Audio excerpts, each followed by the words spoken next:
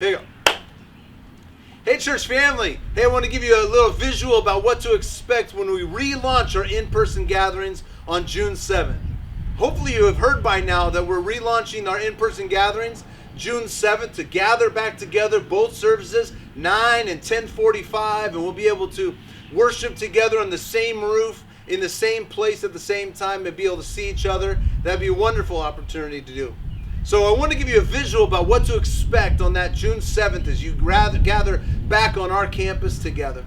I'm outside because we're going to have an outdoor lobby. So we're not all clustered up in the inside lobby, but we're going to create a space out here. There'll be a tent right behind me, and we'll be able to gather up underneath that tent to be able to spread out a little bit, but still be able to gather, still be able to see each other, still be able to interact with each other, but not clustered or crowded in the indoor lobby.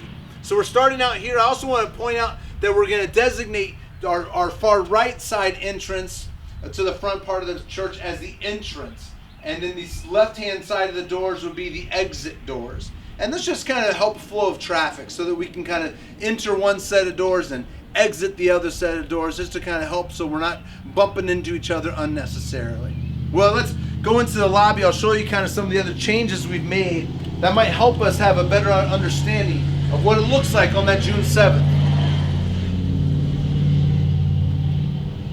As we come in here into the lobby, you'll notice that we've spread things out a little bit, made it a little bit more clean, a little bit more open as you come in. But I also want to point out that we've put hand sanitizers on the wall. There's one right here at the front. So as you first come in, you can get your hand sanitizer on, keep your hands as clean as they can be. There's also hand sanitizer on the other side by the office doors. There's a place to continue to keep your hands as clean as it possibly can. We've also tried to streamline the lobby to make as much space in here as we can, as people can take advantage of the outdoor lobby. These doors are propped open, so you won't have to touch them and open them on your own with everyone else touching them and opening them on their own.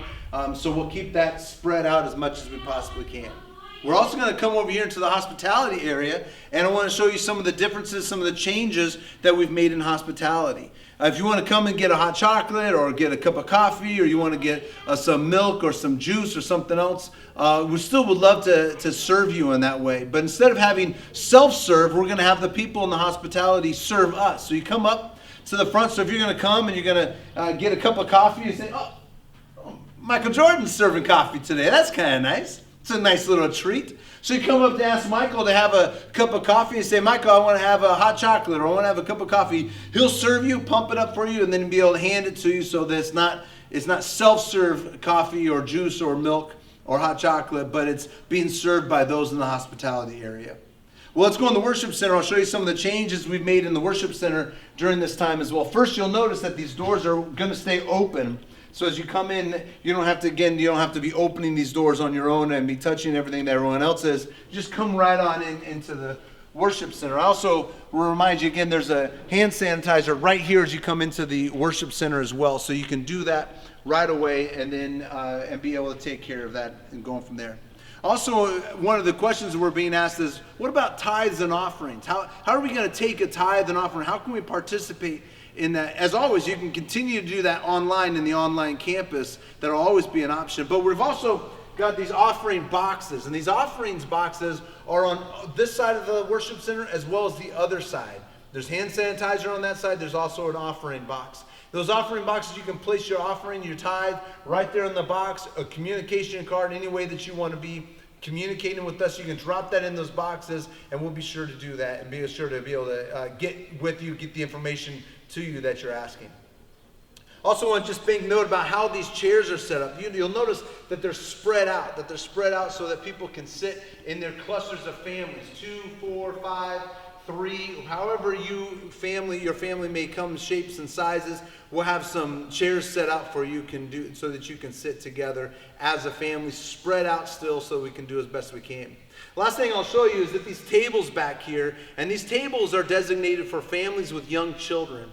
And we're asking you to have one family per table. And on those tables will be coloring pages, some crayons, some places for you and your kids to do some activities. If you've got snacks that you want to bring for your kid or a special activity that your kid wants to do, Those are available to you. We're just asking that you would have one family per table and just kind of spread out as much as we can from then. As you probably would recognize, between the 9 o'clock service and the 10:45 service, we'll come through, clean them, make sure that they're ready to go for the next service. And lastly, for you parents that have got little kids, kids that may need a diaper to change, or kids that need a little extra quiet space, that need to calm them down. Just on the other side of this wall, there are 4 classrooms, and in each of those classrooms are changing tables and places for you to have a quiet space, rocking chairs for you to have a quiet space. Each of those classrooms have a TV with the service having a live feed in those places, so you can still be a part if you still need to care for your kid or calm them down or change a diaper. Well, we're asking for those rooms that when you go in, close the door behind you, and that'll be a sign that someone's in there using it. And then when you're done, just prop the door open so someone else can go in and use the room after you're done. In the big room, our children from 2nd grade and younger, during the message and during the last part of the service, they'll be excused to go there, and they'll have some activities for them and to be able to continue to kind of get some of their energies off, but also learn how it is that we can pursue Jesus with our whole mind, soul, and strength. Well, that's kind of what we've done. We tried to spread things out, and you'll know we can do this. We can be together in the same space if we spread out just a little bit, and we can gather to be reminded of who God is, who we are, and what God is calling us individually and collectively as a community. We look forward to seeing you serving and worshiping alongside you. June 7th is the relaunch of our in-person gatherings. We've taken these precautions. We've taken these things. We want you to see them so you can make wise decisions as you choose to worship with us and to invite others to join us as well. Well, blessings on you, and enjoy the rest of your day today. And we look forward to relaunching in-person gatherings June 7th and through the summer as we celebrate our good God together.